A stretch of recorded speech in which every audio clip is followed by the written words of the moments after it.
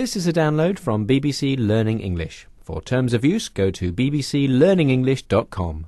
Hello, this is 6 Minute English and I'm Yvonne Archer. And I'm William Kramer. Hello. Thanks for joining me, William. Now today we're going to do a bit of glossing, play in a few inserts and run a few ideas past you. Anything to say, William? Well, why are you using so much jargon, Yvonne? That's because that's the topic of today's programme. So you'd better explain what jargon is for us. OK, well, jargon is a noun that we use for specific groups of words and expressions.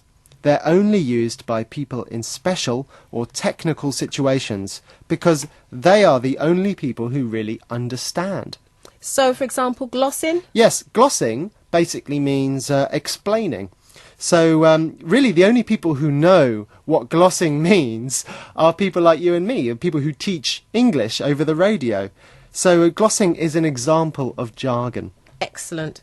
Now, before we hear more about jargon, I've got a question for you, William. Are you ready? No, I'm not ready, but I'm feeling brave. That's what I like to hear. Which British Prime Minister became known as Jack the Jargon Killer because he wanted officials to stop using jargon?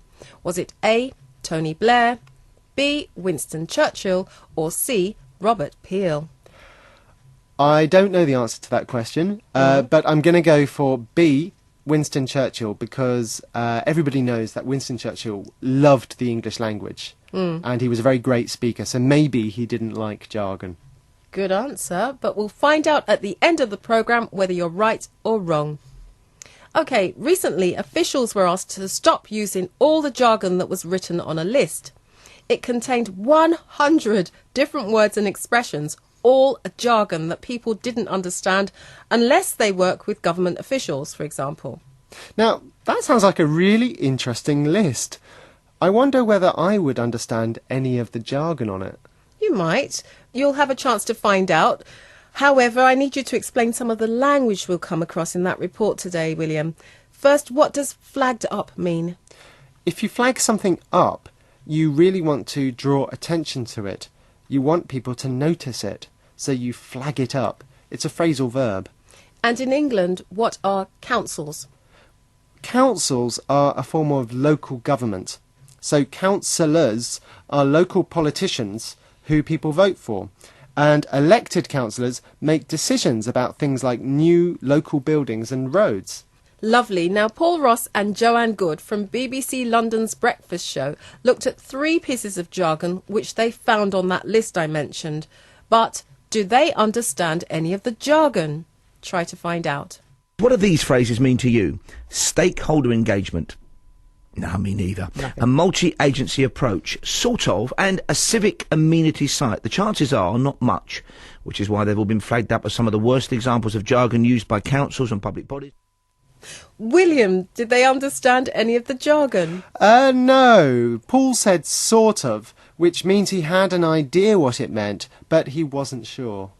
And what about you, William? Do you know what a civic amenity site is, for example? Not really, but I'm guessing it's a really useful place that's used by citizens. And when you put it like that, it sounds absolutely lovely. But a civic amenity site is jargon, so it's confusing because it could be a wonderful community centre or a smelly rubbish tip. bbclearningenglish.com. But are there times when jargon is useful? What do you think, William? Yes, I think if you don't want other people to understand what you're saying, but then that's not very nice because it could mean that they don't get really important information. For example, people can't complain about the building of a new civic amenity site if they don't know whether it's a good or a bad thing. True. And that's why I don't like jargon. But does Joanne agree with me? In the end, we embrace it, don't we? I mean, jargon is the vernacular, isn't it? And I love being in the know. I mean, I've been loving this morning's calls because people introduce you into their shorthand for their workplace, and that's all it is. So Joe believes that after a while, most of us embrace jargon. We get used to it, we begin to like it, and we even start using it. But does she actually like it?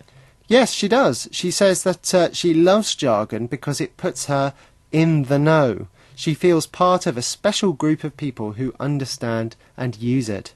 That's right, and she even calls jargon the vernacular. But what does she mean by that, William? Vernacular, she means it's almost slang, very informal language that's only used by people who do a particular type of work. OK, so now, without using informal language, William, I need the answer to today's question. Which British Prime Minister became known as Jack the Jargon Killer because he tried to stop officials using jargon? I said maybe Winston Churchill. And you were absolutely right. Yay! Yes. He didn't like things like, the receipt of your communication is hereby acknowledged with thanks, which means... Thanks for your letter. No, easier. But that's all we've got time for today. Goodbye. Goodbye. bbclearningenglish.com